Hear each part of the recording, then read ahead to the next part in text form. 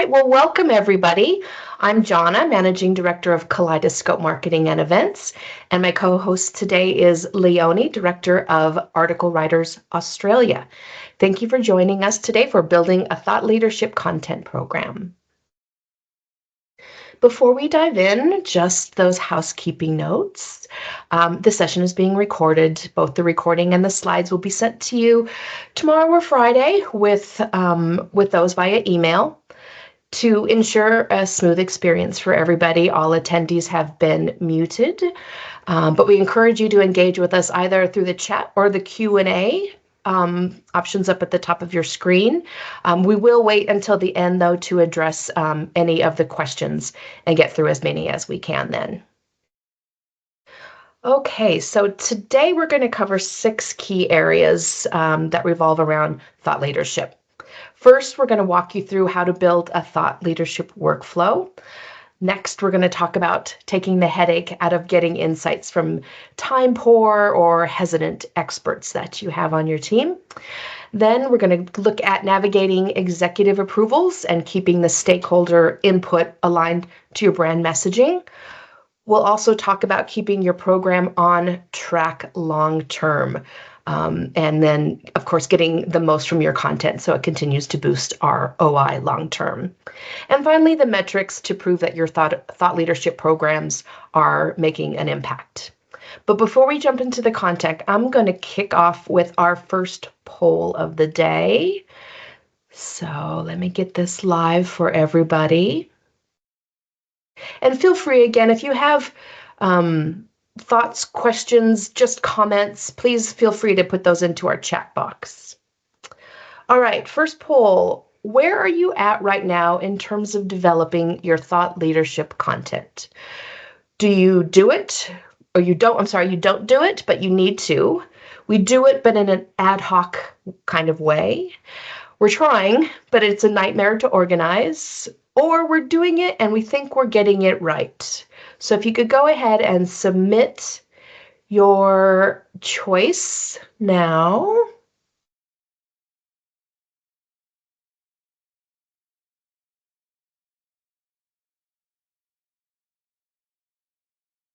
Yeah, this actually isn't surprising to me, probably isn't surprising to you either, Leonie. It looks like most of us are doing it, but in a very ad hoc kind of way. And we understand that it's a different one to measure. It's not your traditional lead generation content. So we will walk through those steps to make it a little less ad hoc for you.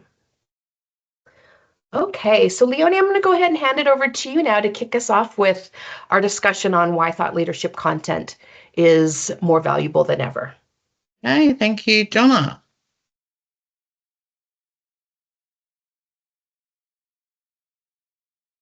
So good afternoon, everyone. Before we jump into the agenda topics, I just want to mention why I think the thought leadership content matters so much right now. We're all working in an environment that's been pretty turbulent over the past couple of years. We've had economic challenges that have resulted in marketing budgets being cut and smaller marketing teams. And then we've had the very speedy rise of generative AI, which is contributing to the whole do more with less scenario. So right now we're seeing 2 very different approaches in terms of businesses competing for visibility. Some brands are leaning hard into the AI-generated content, pumping out large volumes of it. Others are taking the opposite approach and doubling down on human-led and thought leadership content. So the problem for that first group will be that both audiences and search engines are increasingly bypassing the low-effort generic AI content, not purely because it's AI generated, but because it lacks originality and other markers of quality content. And that's exactly why I think it's likely that we'll see the value of high quality thought leadership content rise. Creating this type of content, it's not just about sharing good detailed information, it's also about creating content that only your organisation can create. So as we begin, let's be clear on what we mean by thought leadership content. Thought leadership content can be authored by an individual or it can be published under the company brand name. In many cases, it's the result of marketers working with internal experts to capture their perspectives and package them into content, whether that is under the expert's name or it contributes to content published just under the company's brand name. What makes it thought leadership is really the depth and relevance of the thinking behind it. So the format for thought leadership content can vary. We often think of it as long articles, white papers, research reports, but it can also be media commentary and conference presentations, social media posts, podcasts, guest appearances on podcasts or video content. The format is very, very flexible, and what matters most is that it offers perspective through expertise. So getting buy-in and budget to create thought leadership content can be quite a battle. There's numerous objections can surface. How you handle getting buy-in will really depend on what or who the roadblock is. I'm not going to go into too much detail on this. There are some tips for getting buy-in in our ebook about building thought leadership programs. But I will say that the smaller your marketing team, the harder it can be to get that buy-in, because the decision makers will often be outside marketing and they don't have the same perspective and knowledge around brand building that an experienced marketer has.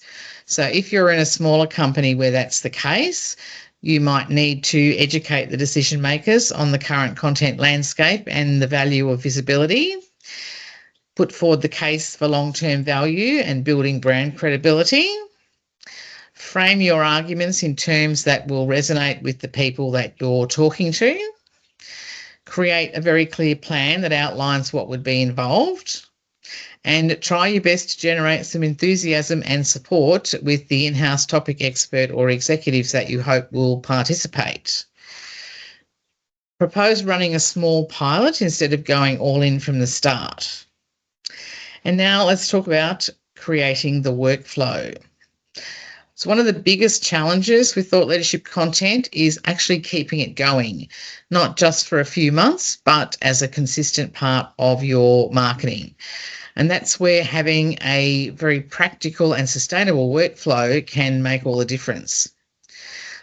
There are plenty of things that can derail your plans, but some of the most common ones are changes to priorities and budget, subject matter experts leaving the company, a lack of cooperation, stakeholder arguments, numerous rounds of feedback causing publication delays, or being unable to demonstrate results to someone's satisfaction.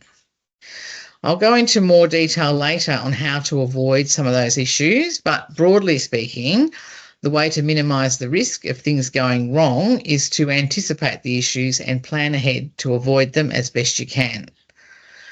And as always, the best place to start any plan is with a goal. So if you start by pinning down the goal, are you aiming to generate leads and open doors for sales conversation, or to strengthen brand authority, or position the company in a new market? It could be all of those things, but some will be a higher priority than others. Your primary goal will then guide every decision that you make. And the next thing to do is to identify the topic themes or categories that align with your goals. So these might be based on customer challenges, industry trends, or future opportunities. And just to give you an example, if your biggest goal is to support a business goal of getting traction in a new sector or vertical, this immediately narrows the focus and helps you to identify suitable broad topic themes. And having defined themes then makes it much easier to plan the content and to spot topic opportunities and events or trends that you can talk about. And then next, identify your topic experts. If you can avoid it, don't put all your eggs in one basket. Spread your risk across several subject matter experts. That way, if one becomes unavailable or proves difficult to work with, you have other options at hand and the program doesn't stall. Once you know your experts, select your formats and channels. Think about what will resonate most with your audience, but also importantly, what will actually work for the resources that you have at hand, whether that's articles, videos, podcasts, research pieces, or a bit of a mixture. Decide on your frequency. It's much better to commit to something that's manageable and be able to keep it up than to start with a very lofty ambition and fizzle out. And then one of the most important things that you can do is outline your process from briefing and insight gathering through to approvals and publishing. So I think documenting your processes is really vital for a number of reasons. It helps you to keep everything on track. It helps you to guide the expectations of the people who are involved. And if you move on or go on extended leave, it also provides a blueprint for someone else to take over. You'll want to record things like your content plan or calendar so that you can see what's coming in. A list of available topic experts and their areas of expertise so that you know who to call on for different topics. Outline your approval process so that everyone understands what's expected and when. And create a feedback guide so that you can give contributors a guide to keep the input constructive and hopefully avoid endless revisions. Your briefing template, again, something that's very important because it ensures that every project starts with the right information. Documenting everything will help you set expectations, both with your contributors and other stakeholders, and helps to ensure that everyone understands the timelines, the level of involvement, and how the content will be used. So a bit later, I'll talk more about how to avoid the common problems that crop up. But now Jonah is going to summarise some of the key takeaways. Great. Thanks, Leonie. So a lot of great information to get us started. I will do just a quick, brief takeaway of some of the highlights of Leonie's content. So it's no surprise AI is pumping out more content than ever, which you'd think would drown out all of our thought leadership efforts. But actually, it's making it more valuable. So people like you and I, experts in marketing, our customers, and particularly Google, can spot a real expert a mile away, right? So again, AI is out there, but thought leadership really can cut through the noise. If your company isn't sold on thought leadership yet, and that's not unusual, or they just won't carve out the time to do it, you might need to show them some wins. So as Leonie mentioned, start small, maybe start with a pilot program, let the results then speak for themselves. And again, just like with any of our marketing efforts, get your goals straight. Work out who's got the insights that matter, plan your content, and be upfront with everybody about the roles, responsibilities, and the timelines. Because nobody really likes to get those surprises after the content is already in the market, right? All right, so before we go on with more content with Leonie, I'm going to kick off our second poll. So we talked about where are you in your thought leadership journey. This next poll talks about the challenges, which she said she's going to cover in our next section. So this poll, what's the biggest challenge you have in creating a thought leadership content program? Is it lack of internal resources? Is it management that doesn't see the value? Is it your lack of budget? Managing feedback from your stakeholders, or keeping the content outcomes aligned with the briefs? Or you also get the option of choosing all of the above. So please go ahead and submit your responses now. Okay, so far we're pretty even. And lack of internal resources looks to be taking the lead. This is great. Thanks, guys. Okay, so the top three, we did have a couple, all of the above, but the top three were lack of internal resources, lack of budget, and then management just doesn't see the value of that. So no surprises, I don't think, with any of these. All right, Leonie, back to you. Thank you, John. Okay, so I'm going to talk now about drawing insights from the subject matter experts. If you want your thought leadership program to run smoothly over the long term, strong contributor relationships are essential. Consistency in publishing also relies on the cooperation and willing participation of your subject matter experts. They're far more likely to play nice when they feel respected, heard, and recognised for their role in the process. And that means making it clear that their input isn't just a box-ticking exercise. It's important in creating content that reflects the company's expertise. So there's a few ways to strengthen those relationships. In some cases, you can involve topic experts in shaping the angle or the key message where it makes sense to do that. Giving them a say can increase their enthusiasm for the project, and it can also help you find the right angle or approach. That won't always be appropriate, especially if their expertise is very technical and they have little or no connection with users or clients who'll be consuming the content. But sometimes your subject matter expert will be in a position where they understand the audience very well. Another way to keep them on side is to be respectful of their time, work around their schedules, give them plenty of notice for any interviews, and make sure the interviews are focused and efficient so they don't feel their time is being wasted. Acknowledge their contribution internally. That might be as simple as a thank you in a team meeting. Share performance highlights and results. That doesn't mean sharing all of your data in detail, but let them know when an article they contributed to has performed well or sparked interest from prospects. Also, consider their communication preferences, whether they have a preference for verbal or written communication. Now, like many things, if you want people to participate, you have to make it easy. So if you want ongoing cooperation, make participation as easy and comfortable as possible for them. Even the most enthusiastic person will eventually disengage if the process makes them feel awkward or it's time-consuming or stressful.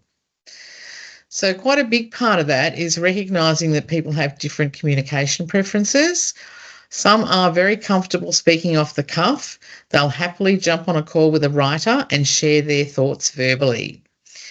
But if you ask that same person to write a response, it'll feel like a chore that they don't really want to get around to doing. Others are completely the opposite. A phone interview might put them on the spot, and they'd much prefer that you gave them a list of questions by email so that they can think about the questions in their own time, write down their answers, and then review them carefully before passing them on.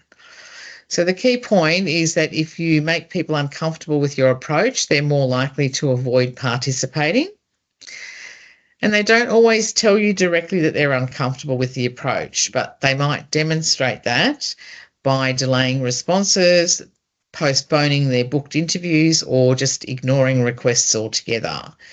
So having that flexibility of approach will help you to maintain their cooperation. Offer them some options as well for how their insights can be gathered. So you might offer them a short scheduled interview with a writer, a written Q&A or a questionnaire with the option to follow up for clarification if it's needed, a casual recorded conversation that you can shape into content later if that works for what you're creating. But basically, the easier you make it for your experts to contribute in a way that suits them, the less trouble you're going to have. And then there's making the most of interviews. So if you're dealing with professional writers and journalists, they're typically experienced in conducting interviews. If you're using an external writer, they're likely to have this covered. If you're using one of ours, they'll definitely have it covered. But if the interviewer will be someone from your marketing team who doesn't have that background, it's worth putting some extra thought into the approach you take with the interview to make sure that you get the best information from the expert. And that starts with thorough preparation. Be really clear on the angle that you're aiming for and the type of insight that you hope to get. Review the relevant background information before the conversation so that you can skip the basics and focus on the substance. There's nothing worse for an interviewee than being interviewed by someone who doesn't seem to grasp the topic and starts asking basic questions because they're still educating themselves on the topic as they go. It's also disrespectful of the interviewee's time, and I can't tell you how many times people have thanked our writers for being well prepared and had a bit of a gripe about other interviews they've had where they felt their time was wasted by someone not being prepared. So another thing that professional writers know is how to ask the right questions. And a lot of that comes down to asking open questions that go beyond a simple yes or no. So, for example, instead of saying, do you think this is a problem for customers, ask what challenges are customers facing in this area? Or can you walk me through a recent example?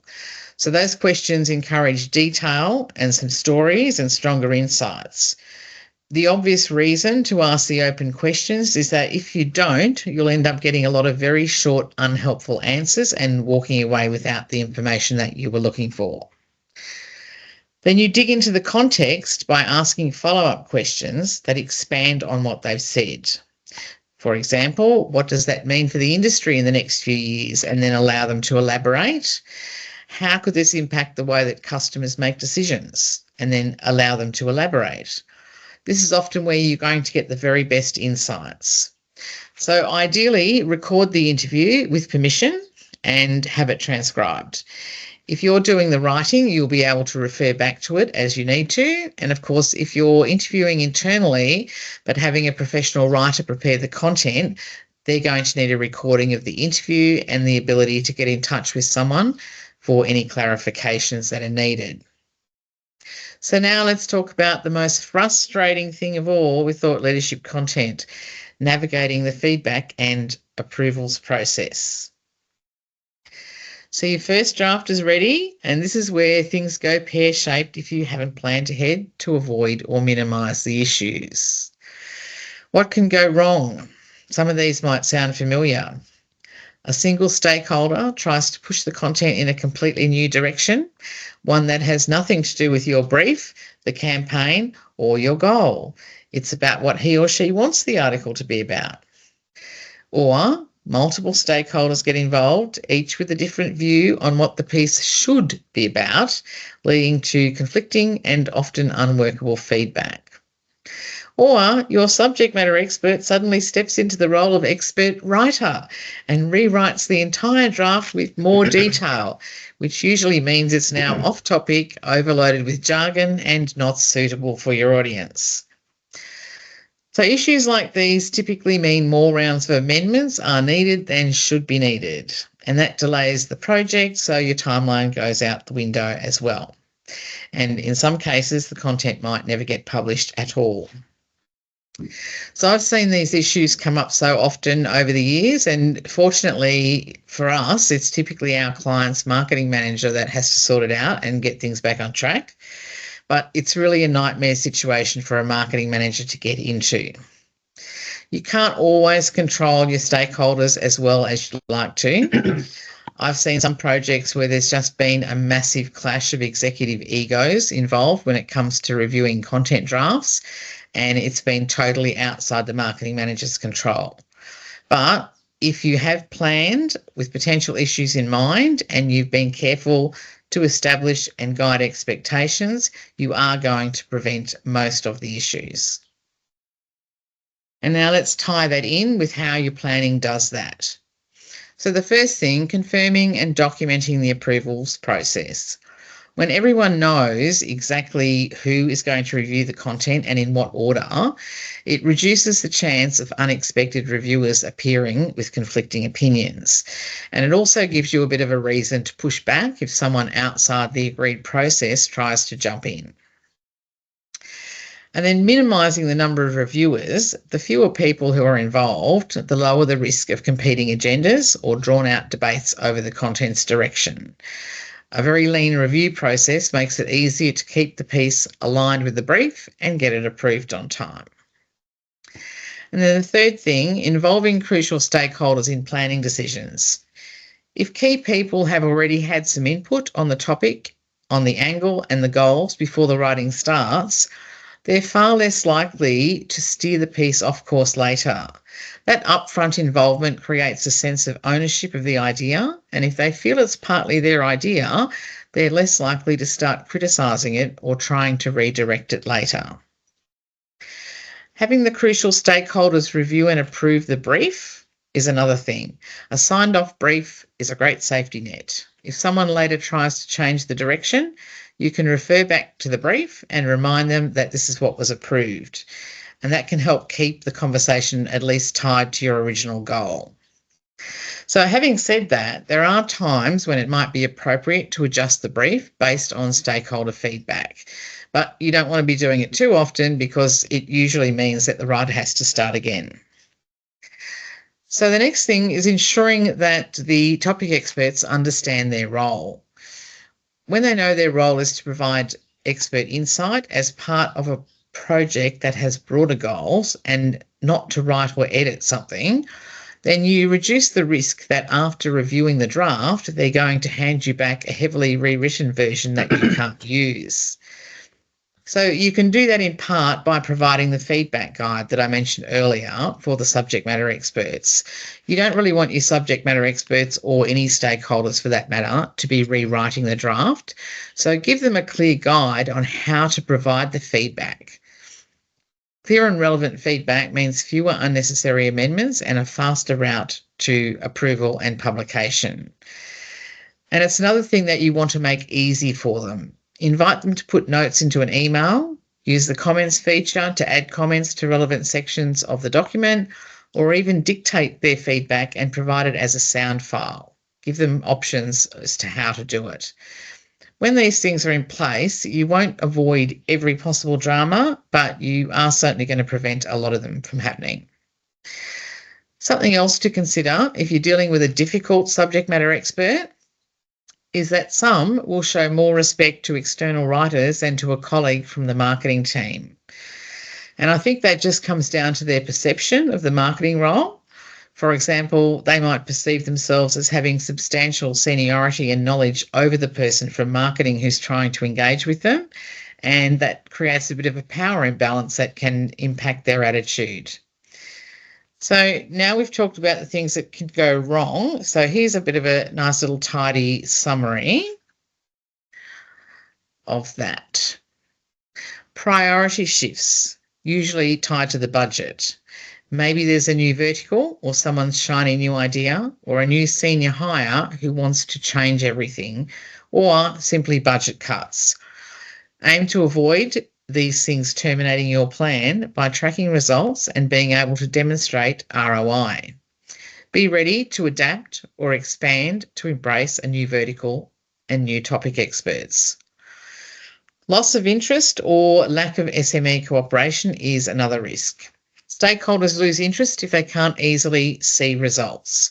So this is especially a risk in smaller companies where your topic experts and the company directors are sometimes one and the same.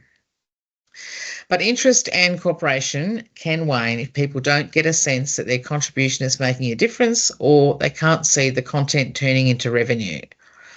Get ahead of that by tracking and demonstrating ROI, maintaining good relationships with your topic experts and other stakeholders, sharing wins and positive results, letting them know you appreciate their expertise and time.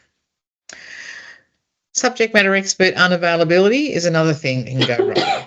So people take holidays, become unavailable, or they leave the company, and you have to be ready for it.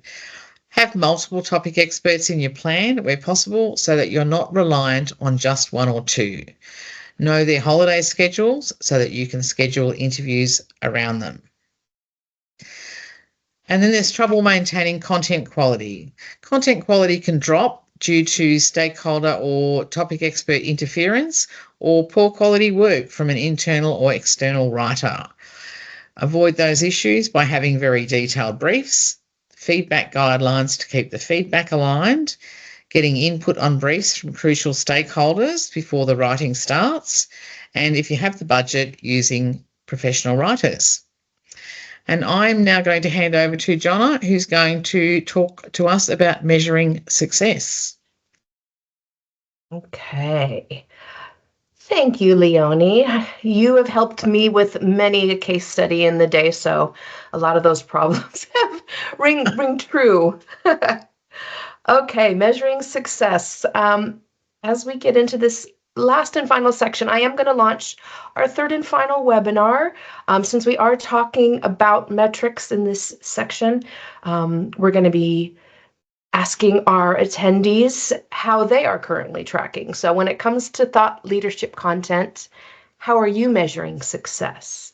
Are you doing it with page views, downloads, social likes, all of those very basic, whether they're vanity or just the simple metrics to test? Are you looking at engagement with your audience, like the shares, the comments, the conversations, and through the mentions? Is influence and credibility, like through your backlinks, speaking invitations, media coverage, which is great if you're doing that. And then honestly, we are not tracking it consistently yet because thought leadership can be a bit of a bear when it comes to tracking the results.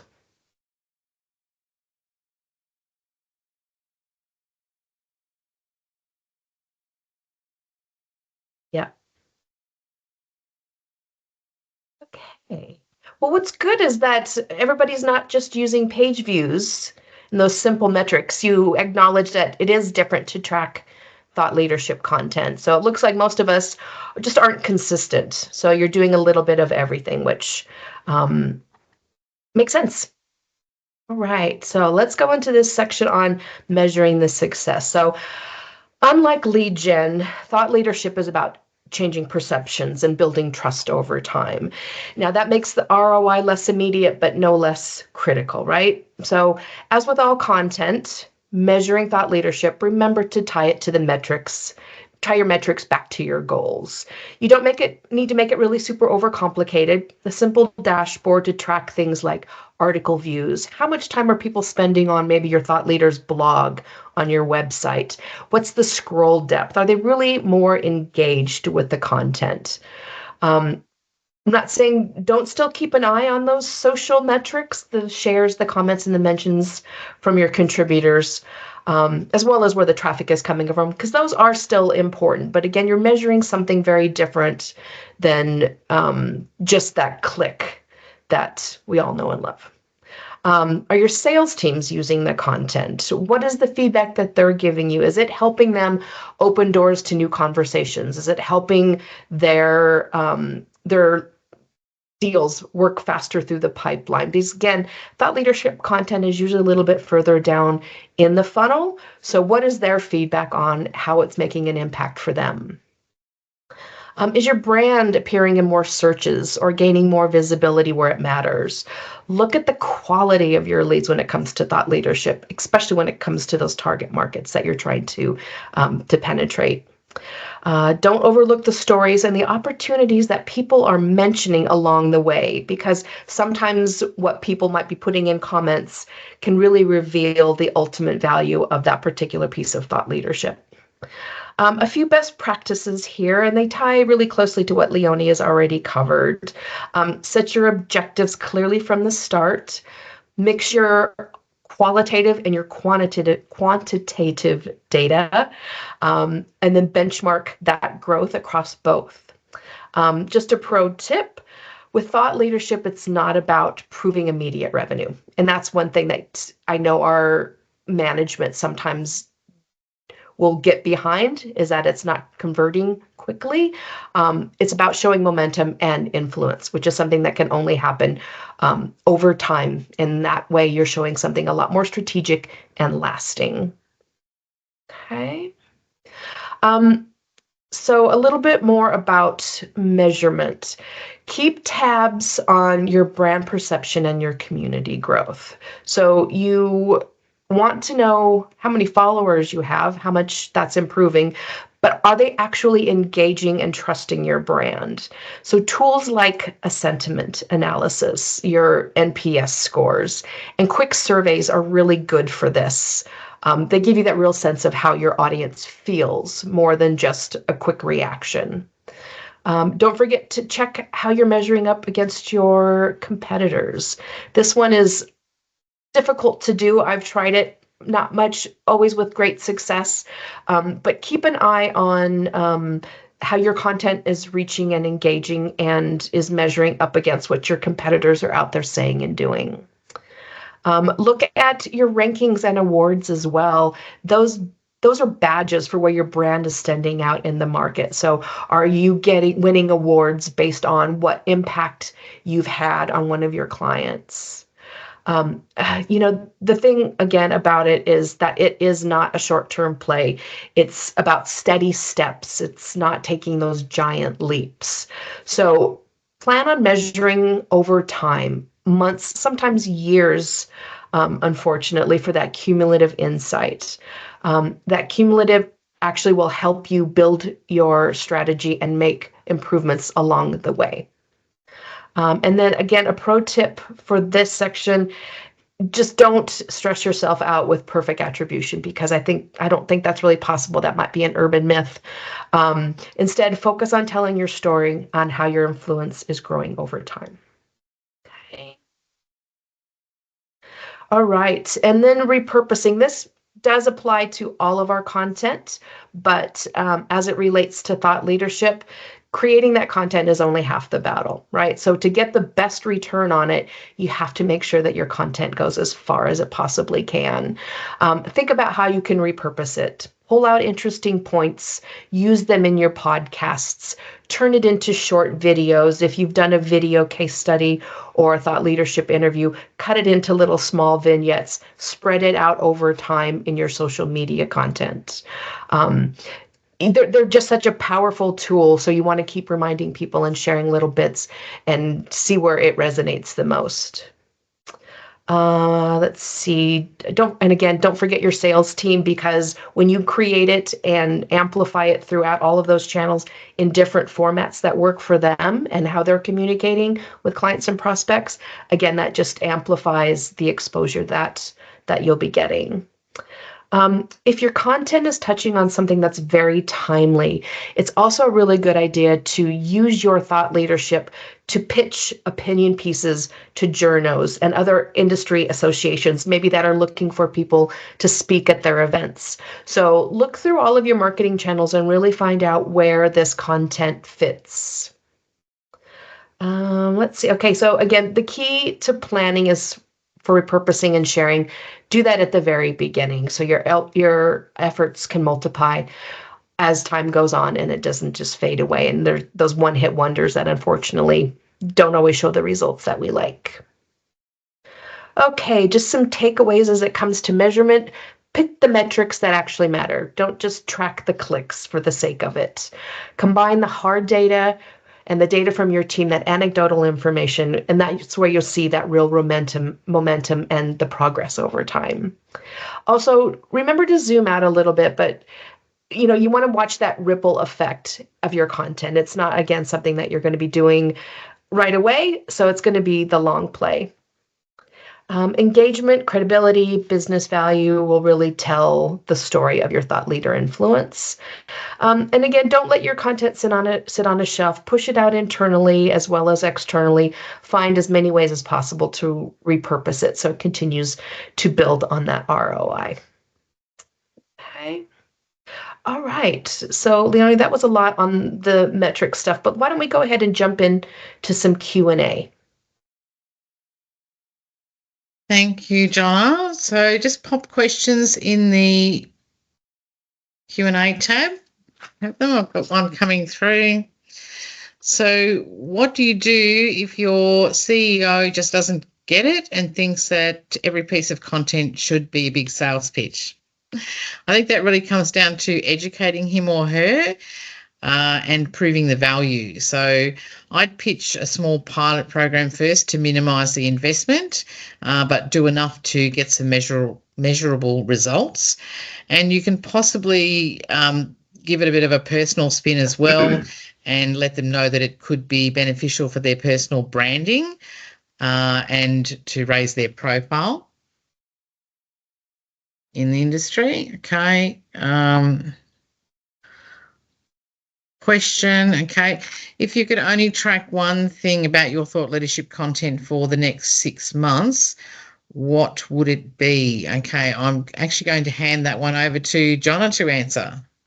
Yeah, sure. So let me first compliment you on picking 6 months because we kept talking about that it's, you need, this is a marathon, not a sprint. So you do need about 6 months minimum to see where those patterns are. And it's still short enough that you have time to tweak it if you do see that it's not working, right? So if I had to focus on one thing during that period, it would have to be influence.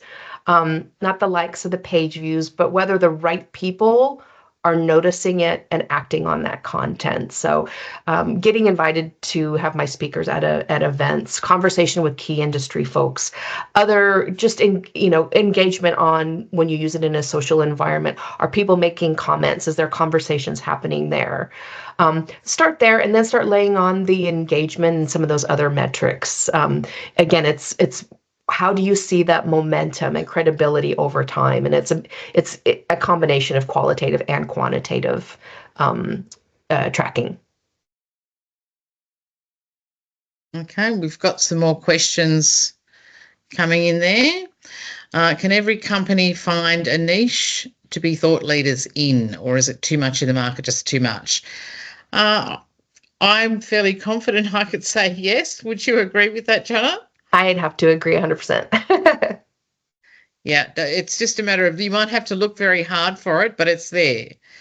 Another one, do you have any advice for sole traders and tiny organisations without marketers? Yes, I would say you've got very limited resources. You can find somebody externally to help you, whether that's somebody like Jonna, who can help you with the strategic side of it, or somebody like ourselves who can help with the writing side of it.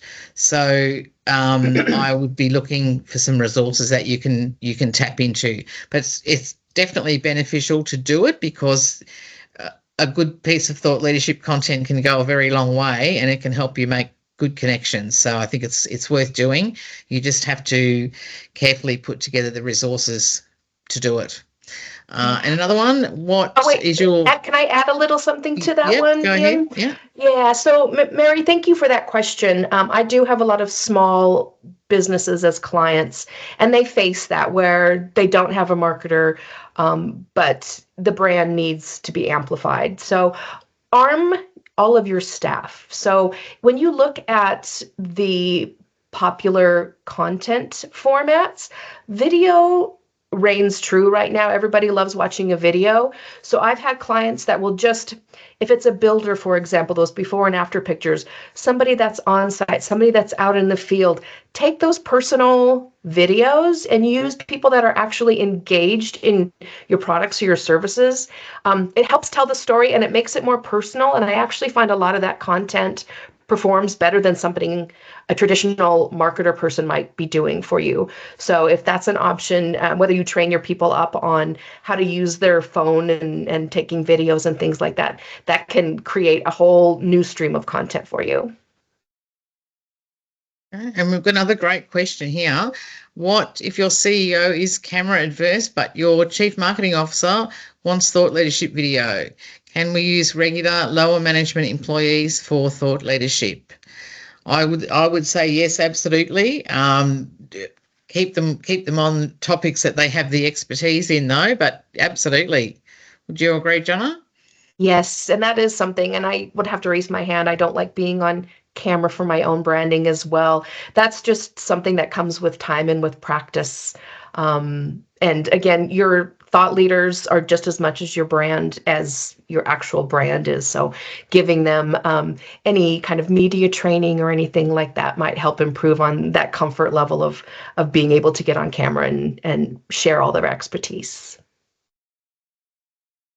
Yeah, and that if they might not want to, if they're publicity shy in general, you just might need to steer the content for that person and their topics in a different direction, more towards the written content, if they feel a bit more comfortable with that, and then use the video for those who are more comfortable in front of the camera.